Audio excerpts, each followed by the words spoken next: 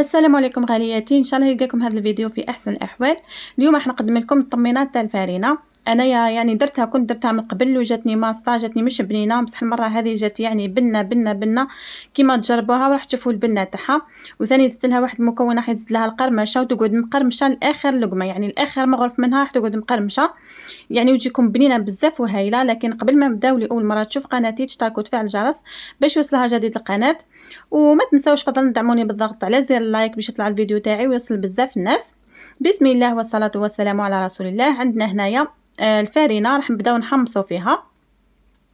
يعني تجيبوا حاجه اللي ثقيله عندكم، مقله ولا طاجين ولا حاجه، يعني اللي ثقيل شويه باش الفارينه هذيك ما تحرقش في ساعه، في نفس الوقت كي تحمر تمد لكم لون مليح. انا درت فوق الكرابيال هذه، يعني كان عندي ثاني واحده اخرى شويه خفيفه بصح هذه ثقيله ما شاء الله، يعني تحمص لي الحوايج مليح. شوفوا لهنا وبدا يتبدل اللون تاعها، دوك تشوفوا هنا تبدل شويه اللون ومن بعد يعني تحمص تمد لكم واحد اللون ذهبي جميل.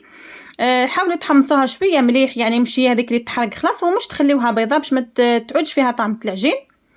وتنحيوها من بعد نحمصوا الحليب نتاع الغبره، راح نزيدو نحمصوا شويه تاع الحليب تاع الغبره. هنا خليت درجه الحراره تاع المقله مازالت عاليه هكا كيما كنت نحمص في الفارينه، وقلت لكم صعيبه باش تحمص، يعني طول شي باش تحمص، يعني سخنت مليح المقله وزادت هي ثقيله، يعني كانت راح تحرق لي الحليب بودره تاعي. من بعد وليت نقصت يعني وحمصته على نار هاديه برك. شوفوا كيفاه حتى هو حمصته مليح باش يمد لي بنه مليحه. كيما تزيدوا الحليب بودره في الطمينه نتاع الفرينه خاصه راح تمد لكم ذوق ما شاء الله. ونبداو في المقادير تاعنا اخواتي. عندنا هنايا كاس نتاع العسل، يعني الكاس هذا ويهز شويه اكثر من الاخر، على بها يعني نديروا شويه ناقصه كاسبه باش يجي كيما هذا كاس شغل راني درت من هذا كاس. عندي كاس تاع القطايف محمصه، عندي كاس غربه نتاع المارغرين، عندي نص كاس نتاع حليب بودره المحمص اللي حمصناه مع بعضنا، عندي ايضا نصف كاس من الكاوكاو ولا الفول السوداني المحمص حتى هو، وعندي الفرينه حسب الحاجه. انا راح نبدا بالكاس هذا يعني هو مش معمر مليح، وعندي ملعقه صغيره نتاع الكاكاو، وعندي شويه تاع حلوى الترك حوالي نصف علبه تاع حلوى الترك حوالي 50 غرام. يعني الحلاوه ولا ما نعرفش يقولوا لها يعني في الدول تاع الشرق. مهم حلوه الطحينه هذه يخدموها بالطحينيه هذه بالجلجلانيه، جلجلان ولا السمسم. يعني اللي ما يعرفوش اللهجه تاعنا الجزائريه على بالي يتابعوني بزاف خاصه من العراق ومن فلسطين، يعني وما يفهموش اللهجه تاعنا. هنا راح نبدا ندير في المواد السائله. هي الاولى راح نقول لكم لهنايا واحد النقطه، يعني هي تجي شوي حلوه زياده. اذا حبيتوا تنقصوا في الحلاوه نقصوا في حلوه الترك، باغ اكزومبل ديروا غير ربع باطا حوالي 25 غرام فقط، ونقصوا يعني في العسل. اذا نقصوا في العسل ديروا في بلاصتو، يعني مثلا انا درت كاس تاع عسل ودرت كاس غير ربع تاع المارغرين، نتوما ديروا العكس، ديروا كاس كامل تاع مارغرين وكاس غير ربع تاع العسل. وتقدروا ثاني اذا جاتكم حلوه تقدروا يعني تخليو المقادير هي ومسح تضيفوا شويه في الكاكاو راح يكسر لكم هذيك الحلاوه. حنا نشتيو هكا الحلو وسماو كل واحد كيفاه، يعني اذا بغيتوا تنقصوا في الحلاوه انا قلت لكم كيفاه ديروا، هي تجي حلوه حلوه. بعد هكا نضيف الاشياء هذوك البنات انا كنت سميتهم لكم كامل، نبدا نضيف بشويه بشويه، نخليو الفرينه هي الاخرى. هذه الحليب بودره كنت درت الكاوكاو ودرت يعني المارغرين والاخر درت رشه تاع الملح، يعني باش تكسر لي هذيك الحلاوه لازم رشه تاع الملح دائما.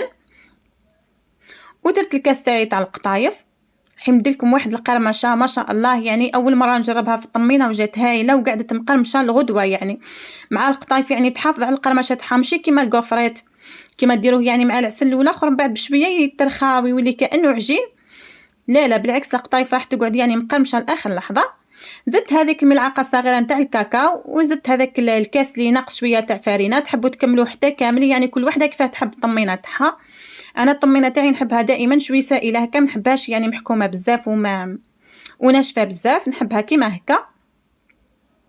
نخلطوا هذه المقادير كامل مع بعضها ومن بعد نحطوها في صحن التقديم. قلت لكم تحبوا تزيدوا يعني في الكاكاو ديروا ملعقه كبيره، ثانيه حتجيكم ما شاء الله تجيكم بنينه بزاف وتنقص لكم في الحلاوه، يعني الكاكاو كم تعرفوه مر مع هذيك الحلاوه ينقص شويه الحلاوه. ودوك تشوفوا التقديم، يعني درت تقديم بسيط جدا، ما حبيتش يعني نكثر الحوايج هذو. والمكسرات يعني البنات تحبوا ديروا في بلاصه الكاوكاو ديروا جوز لوز، يعني الحاجه اللي عندكم في الدار تقدروا تستعملوها، ماشي محتم يعني كاوكاو. حنا نديروا الكاوكاو على خاطر هو ارخص حاجه في المكسرات.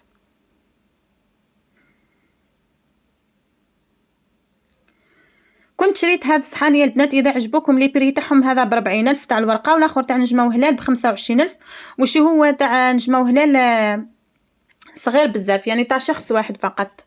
تقدروا ديروا فيه حتى حوايج اخرى، مثلا مكسرات ديروا فيه هكا، اذا تقدموا في رمضان هكا ديروا فيه حوايج صلصات حوايج، يعني هو هاكم تعرفوا يعني صحاني، خاصة هذو الصغار يعني متعددين في الاخر، تقدموا فيه مش بغيتو. شو انا عجبني كاع شريتهم مع بعضهم، حبيت ندير فيهم في زوج. تزيين زينت بهذا العقاش يعني ذهبي وابيض مع بعضهم هكا يتباعوا مع بعضهم مخلطين، وشويه تاع الجوز فقط. وراني شوفوا البنات وليت ما نطولكمش في لي فيديو، على خاطر على بالي بلي البنات كامل ما يشتيوش كيطولوا انه في وصفه يقعدوا فيها 10 دقائق ولا 15 دقيقه، على جال يعني طمينه ولا اي وصفه اخرى. انا ان شاء الله يعني اللي الفيديو اللي شتو يستاهل، وفيه مثلا وصفه اللي فيها مراحل بزاف راح نديرو شويه طويل، ومسح لي شتو هكا غير حاجه خفيفه، راح نقصر عليكم يعني خلاص المده، ونحاول اني نقصر لكم الفيديو قدر الامكان. يعني شوفوا راني في الاونه الاخيره اذا لاحظتوا راني ندير لكم 5 دقائق 6 ما نفوتش.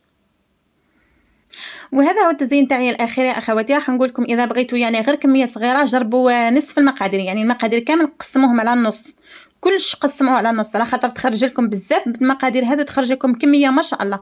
انا عمرت لي الصحن هذا يعني كبير شويه متوسط هكا تاع يعني صحن عائلي تاكلوا كيما تحبوا، وعمرت لي هذاك الصحن الصغير تاع نجمه وهلال، ومازلت في هذاك الاناء ثاني اللي خلطت فيه مازلت فيه كميه يعني ما شاء الله. نتمنى اخواتاتي الغاليات انه تعجبكم هذه الوصفه وتسيوها، ما تبخلوش عليا بدعمكم وباعجاباتكم وبتعليقاتكم باش يوصل الفيديو لاكبر عدد ممكن من الناس. والسلام عليكم ورحمه الله وبركاته.